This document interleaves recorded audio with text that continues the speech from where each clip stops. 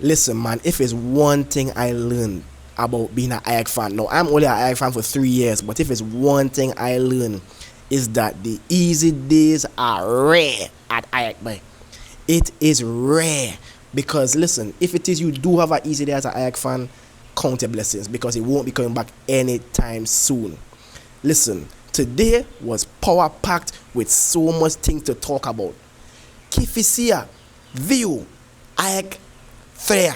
Cause listen, man, wow, so much things to talk about.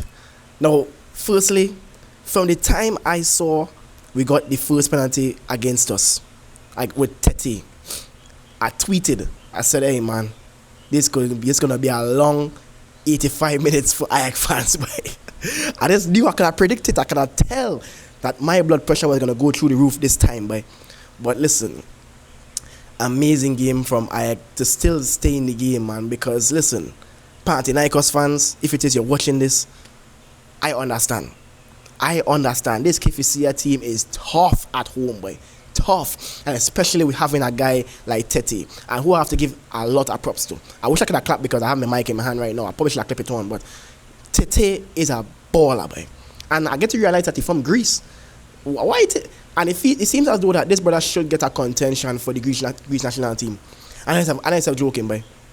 The talent I saw on display today, this guy was a one-man wrecking ball against AEK, boy. This guy was doing AEK's defense what he wanted.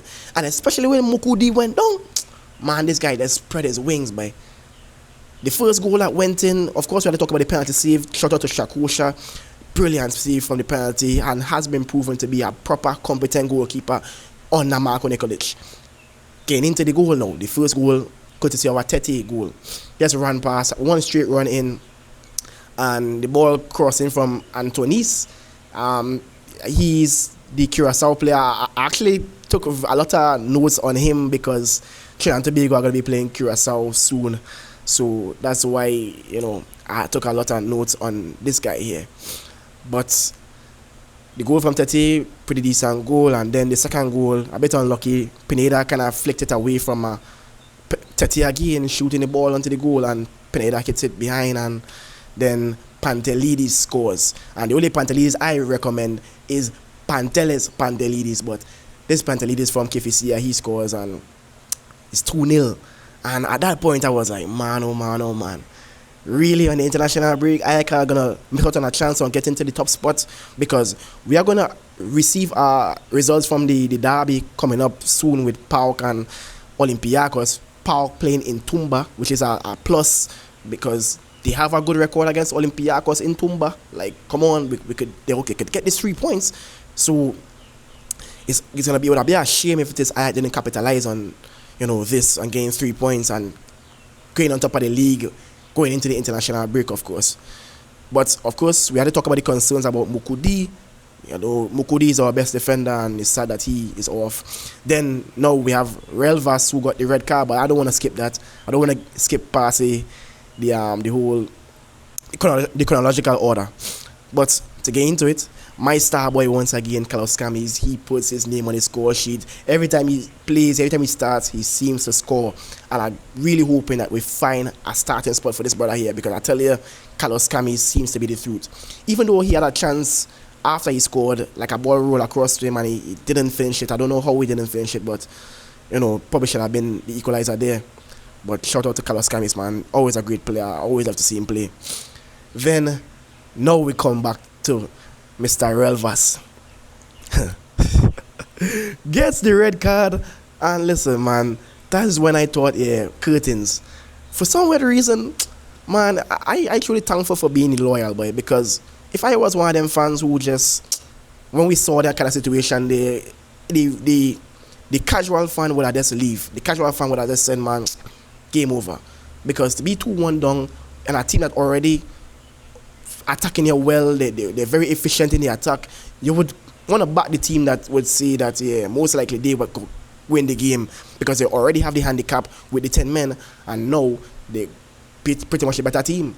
So during the 60th minute, I could safely say like Kifisia were the better team.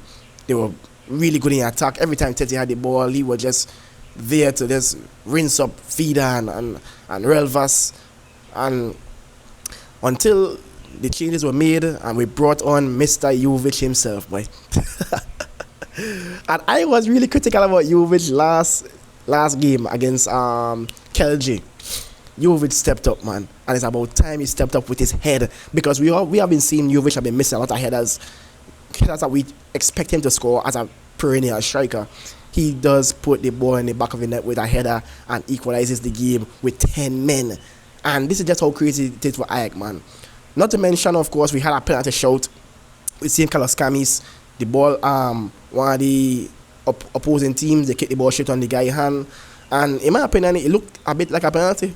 But again, that is spilled milk, because in reality, we still win the game. But it would have been a talking point if we didn't win the game. So I think the refereeing was appalling. I could have just blow a fart and we were getting a card, boy. If anybody passed gas next to our Kifisia player, they were getting a card, boy. It was just crazy out there, boy. And a lot of people talk about the Greek mafia and how much the referees must be against AEK sometimes. And listen, it was showcased today.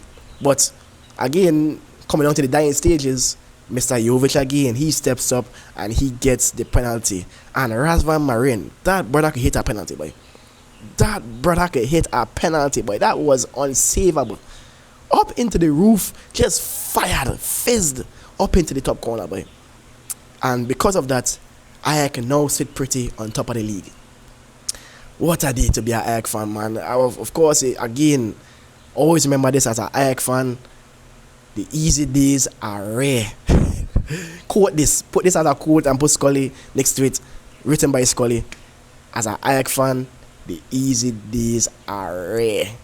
But enjoyable nevertheless. We enjoy this as AEK fans, man. This is what it means to be AEK, to go through all the stresses and the pains that being an AEK fan comes with. So yeah, man, Kifisia, shout out to you guys. Again, I had you guys going down, but I might have to rephrase that, man. You guys are a really good team. Really, really good team, man. And you guys are actually stacked, man, because the brother from Curacao, who have been scouting because Trinidad and Tobago are going to be playing them on the 14th, he's really good. So yeah, Trinidad and Tobago are going to have to wisen up with him. But yeah, really good game. Nikolic, he made the right changes as well too. He wasn't pragmatic in trying to, bring on defenders and stuff there, even though we basically didn't have no defender to bring on, because every single one of our defenders is either injured or what do you think name? Suspended. No, they got a red card, because I think João Mario ended up slotting in the centre back position, accompanying Fida with Penrice and Rota. So yeah, it was a weird day, but for some weird reason, AEK gets the 3 points and we are on top of the table and are waiting the results from the PAOK versus Olympiacos game. If it is your AEK fan, if it is your Super League fan in general, make sure to leave a like, share and subscribe. If it is especially if you're an AEK fan, make sure and share this video here, boy, because this needs to be celebrated, boy. Share this, man. And also, lastly, I'm in the closing stages are figuring out whether or not I'll be coming to Greece, and if it is, I'll give you guys the news like around Wednesday, Thursday, around that time there. If it is, I'm coming to Greece, and I'll give you guys the exact breakdown on which games I will be at the OPAP Arena at. Everything is already in place. It's just one bit of documentation that's had to be sorted. But I'll give you guys the news if it is I'm coming at the OPAP Arena to witness AEK Athens live. So make sure and subscribe as well too, because the vlogs then will be YouTube exclusives. Like, I will be vlogging my whole trip to Greece and all that stuff there. So yeah, make sure and get on board, boy, and share with all your friends them who would like to see a Caribbean boy witness Greece for the first time and the OPAP Arena for the first time, because I'm really excited for that. I'm excited to see the Kefalos outside the OPAP Arena. I'm really excited to take a picture right there. But yeah, man, make sure to leave a like, share and subscribe again. So peace out. Mono Bombokla AEK, bye. 3 points. Let's take it on top of the table.